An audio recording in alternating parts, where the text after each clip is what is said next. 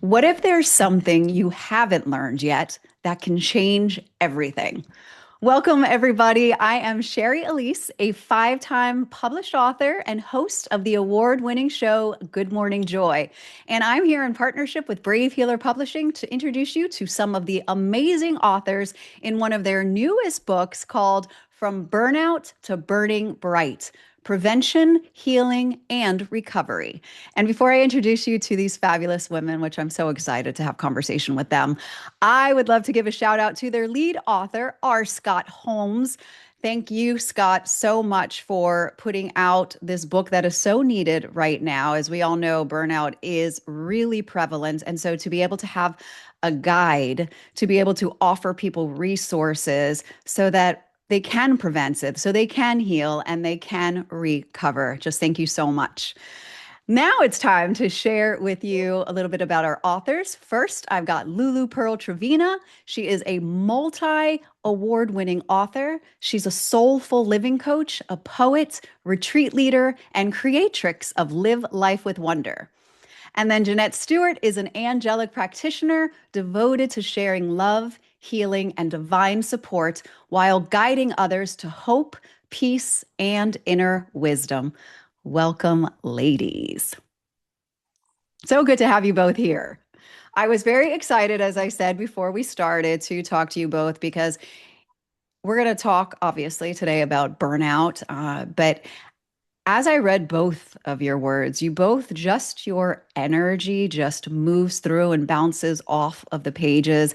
And I get this entire just peaceful feeling reading both of your words, and your energy is so strong. So I'm so excited for people to read both of yours specifically because I think whether they recognize that they might be in burnout or maybe they are on the verge of it, I think just being able to feel your presence, read your story, your journey, it's going to give them hope. So I just want to say that. I'm going to start with you, Jeanette. Let us know, first, welcome. Let us know the name of your chapter, what chapter number it is, and talk to us about why you said yes to Scott. Talk about why this chapter. So, my chapter is Sweet 16, From Depletion to Divine Support, Reclaim Yourself Through Angelic Journaling. And I said yes to Scott because burnout is so prevalent, especially these last few years. Everywhere you turn, people are feeling exhausted and depleted. And I wrote my story from being depleted, trying to power through things in my day, thinking that that's what, a responsible adult does. And what I found interesting that you reminded me of is just the era in which we grew up in, like right it with women and that whole new identity for us to start working and to be independent and bring home the bacon, right? Like, so just being you, like talking about being part of that machine, I imagine it felt probably exciting at first to be part of that hustle. Yes, for sure. We were trying to find our identity, this new identity. I had come from a background of working women. My grandmother and my mother and aunt were all in the medical field. So I was used to having them as a role model, but they never took time for themselves. It was unheard of. Only selfish women took time for themselves. Mm, yeah.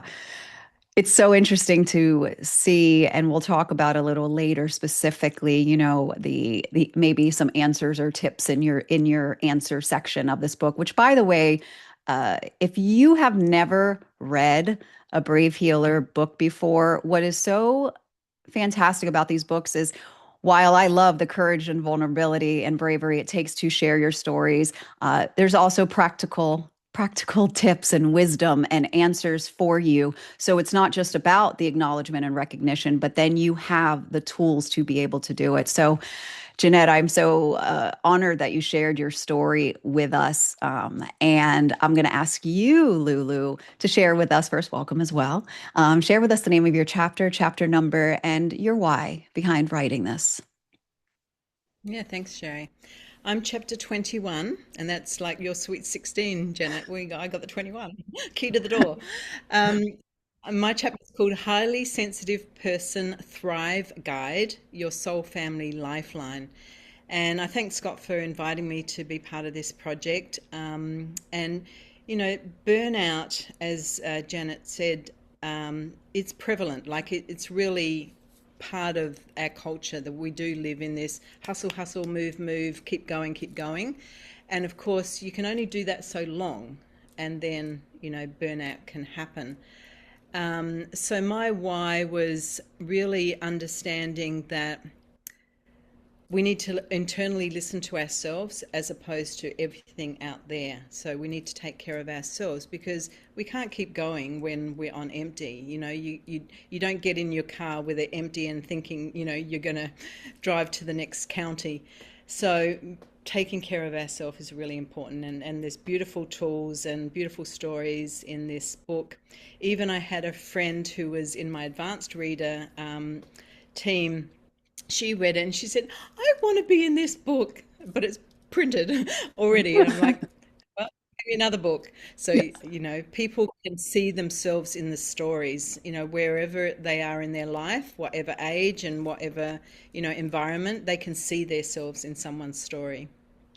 I think that was 100% true. And I've been telling your fellow co-authors that every chapter that I read, there was a recognition of myself, like new insights into. And what I found so interesting is that I feel like a lot of people have this idea of what burnout is and that it is only the hyper productivity and churning out all the time. But in reading your chapters and in reading some of the others, there's so many other ways that it shows up, whether that's even people pleasing and not fully being yourself. And that's exhausting. Whether you, Lulu, as you talked about, being so highly tuned in to other people's emotions, which you can take that on. Like there was just really some things that I think a lot of people don't think about that can burn them out. And I thought the same thing as you just said about, you know, people can recognize or want to be in the book. And I remember when I heard about it, I was like, what would I write about burnout? And the more that I've read it, I'm like, oh man, like these are my symptoms too. So, with all of that said, Lulu, I think what you gave me insight to, by the way, that opening that opening passage that you shared where you talked about taking in the emotions of the world, like just that intro that you started with, I was like, I feel seen. Talk to me about the HSP versus empath, because I honestly didn't even know there was a difference. Yeah, thank you. Yeah, HSP, highly sensitive person, is something you are born with, whereas empath can happen along the journey and often can be related to experiences and trauma. Um, Whereas HSP are born that way, and so sensitive as their natural nature. And many women, of course, do find themselves being more empathic um, because we do love to help. We love to support. We love to. So, in this story about burnout, we will keep pushing that little bit further. Or there's another job. I'll take that on. We take on a lot. And even in my chapter, I had to write this one phrase because I'd heard it a lot growing up. We've got to pull ourselves up by our bootstraps. Hmm. I'm not for that anymore. Like just get comfy shoes. Come on, let's put it.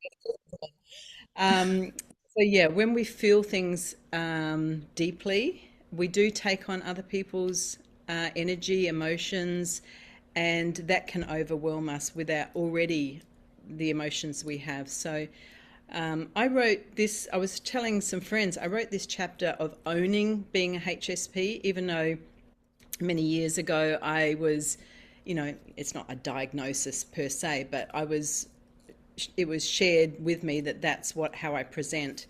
And I've been able to bolster myself, just put a little bit more armor, a little bit more padding, just be, stronger, stand straighter.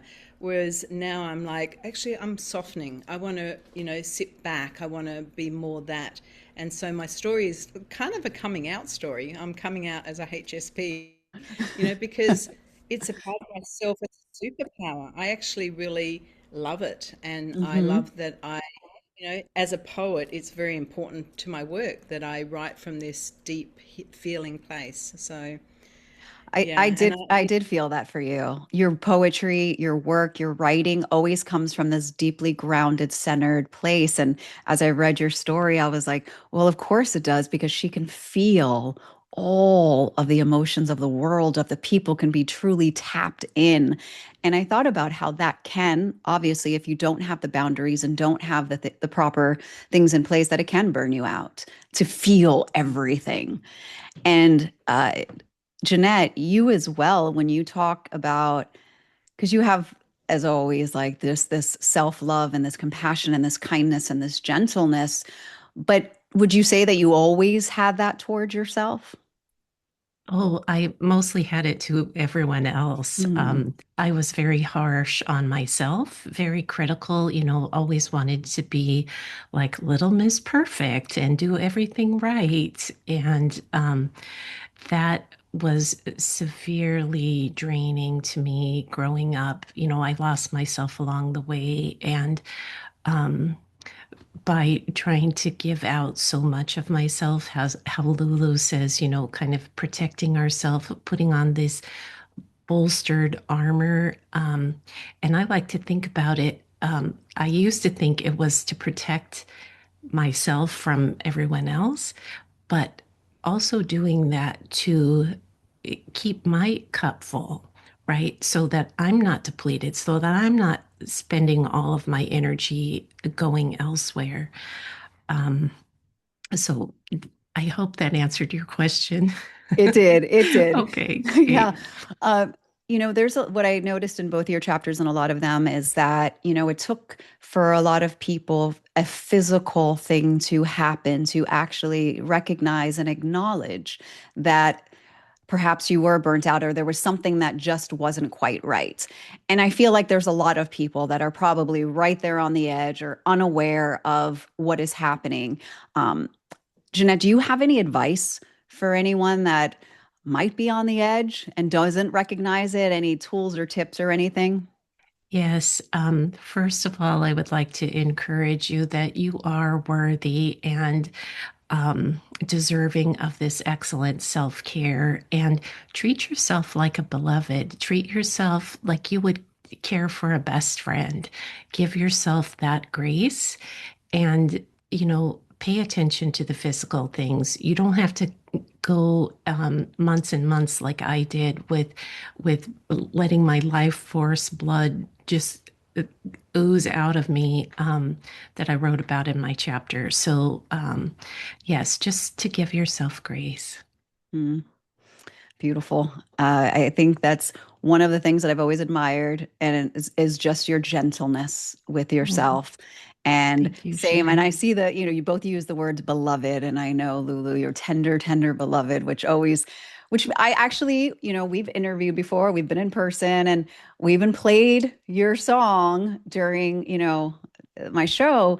And I think I, for the first time, read it differently this time. And it did make me go, like, what a beautiful way to speak to yourself. I'm going to ask you, though, the same question, which is any advice for someone who may not be treating themselves so well or may not be feeling so well, may not even recognize that they know there's something wrong, but they can't put their finger on it. yeah.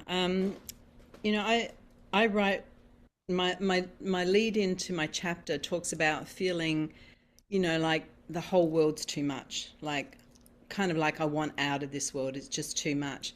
So it's a hard place to find ourselves when we think, what am I feeling and who do I ask or who do I reach out to? Because we try to cope.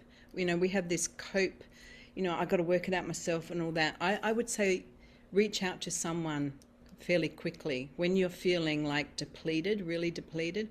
find someone in your life to reach out to, or someone in a professional manner, because we do need to witness each other's lives. We're not supposed to be islands. We need each other. We need community, and when we're going through hard times or pain, that we, as Jeanette said, we deserve to be taken care of too. So, asking and stepping forward and, looking for someone to support you, I think it's very important. Do it sooner than you would normally. And as you say, my tender beloved, like, to come to that place is usually from a place of having myself like the hard taskmaster. You're not doing enough, to now talk to myself from this beloved place of being tender with myself. That's been a journey. I'm in my 60s, so it's been a journey. And just showing up each day and saying, okay, how would someone who loves themselves talk to themselves right now? Mhm. No, not that voice. That one can go back. No, I'm going to say, oh, let's sit down, let's take a breath, let's, so, self talk, as well as looking for people in your life to support you. Such beautiful advice, especially, well, what stood out for me is the community aspect, because I think for a lot of us that have learned to figure it out on our own and to be independent, right? Like that there is that part of like, especially I would say if you're a people pleaser or you worry about what people think, that you don't want to burden people, right? Like, and so you just reminded me when I read that of the importance, and it's even one of my pillars of joy, which is community, is just the reminder to lean on someone. And it brought me back to being in presence with you and how I said being with you just made me feel like I just wanted to crawl into your arms and be held. And you literally wrote that for yourself. Thank you. You literally wrote that for yourself in the chapter about how you just wanted to be hugged. And I just want to encourage people. It's not my chapter, but I think community is so underrated. And so creating that and asking for help, we need each other. So thank you for sharing that with us. Um, Jeanette, I'm going to go straight off your title right now. What? Okay. So your chapter is From Depletion to Divine Support, Reclaiming Yourself Through Angelic Journaling. What is the most important thing you want someone right now to walk away with, to know about angelic journaling? Well, that you don't have to do it perfectly. Just, take a moment to tap into your inner wisdom and ask for angelic guidance. And we all have at least two guardian angels that are with us our entire lives. So we are loved and supported, even if you don't feel like you are, that you can ask for their help and to um, lean into this inner wisdom and receive. We have to give ourselves permission to go to that vulnerable spot and ask and allow this divine information to come to us and receive it with open arms, like the divine gift that it is. Mm. What's so beautiful about that, I would say, is that if you are in burnout, um, doing one more thing can often seem overwhelming, but the way that you share it feels like, oh, I don't have to really do anything except turn inward, is to receive, is to allow, and the support is right there. And that is a gift. So thank you Yes. for sharing your gift with all of the readers. Lulu, what is the most important thing? Your chapter again is called Highly Sensitive Person Thrive Guide, Your Soul Family Lifeline. What is the most important thing that you want people to know? Let's go with your soul family. Yeah, so in our chapters, you hear our story, and then the second part is called the answer. So you may read in people's answers some things you like, some things you don't. So looking for the things that resonate with you. So as far as the soul family lifeline, I believe we have many families during our lifetime. So we have the one we're born into, our blood family, and then we create other like families, like-minded. And there's one line that you'll read in this section called the answer, when someone says you tell a story about something that's, painful, or an experience you've had, and someone says, just like me. When someone gets you, that touches you. That, oh, actually, I don't have to over explain. I don't have to give more detail. They get. So, having these people in our life, this kind of community, these like-minded people, we get to kind of choose. You don't choose your blood. Well, some people say we do choose our blood family through different philosophies, but you get to now choose what type of people you want in your life, what type of people are good, supportive, consistency. I can't say enough about consistency. People that are there through thick and thin. So yeah, really look in places in your life. Where is there someone that you know that you feel calmer with, you feel enlivened after? Look for those people to include in your life at any age. Yeah. I think that's so exciting to think about. I keep getting all these insights right now talking to you both, and goosebumps is how exciting is it that we get to choose the people that we want to have in our lives, that we get to surround ourselves with beautiful people like I got to do right now. I mean, I didn't get to choose this, but I chose it in some world. And so thank you for reminding us all about what is possible for us to be able to burn brighter in our lives and to return back home to ourselves. Thank you so much both for what you do in the world and for being here to share it with everyone. And to our listeners, as you can feel probably through this conversation, this is way more than a book. This is a beautiful, generous community who is there for you to answer any questions you have, to support you, to carry on a conversation. So if you resonated with anything that was spoken about today, make sure that you go down to the comments, to the show notes, where we're going to have their links for you so you can go and explore more about them and connect with them. And of course, we hope that you hop on over to Amazon and grab your copy of this amazing book today. The link is also below, and make sure that you share it with all of your loved ones. And then lastly, the Brave Healer community wants you to remember that your words will change the world when you're brave enough to share them. It's time to be brave. We will see you next time, everyone. Thank you both so much. Thank you. Thank you.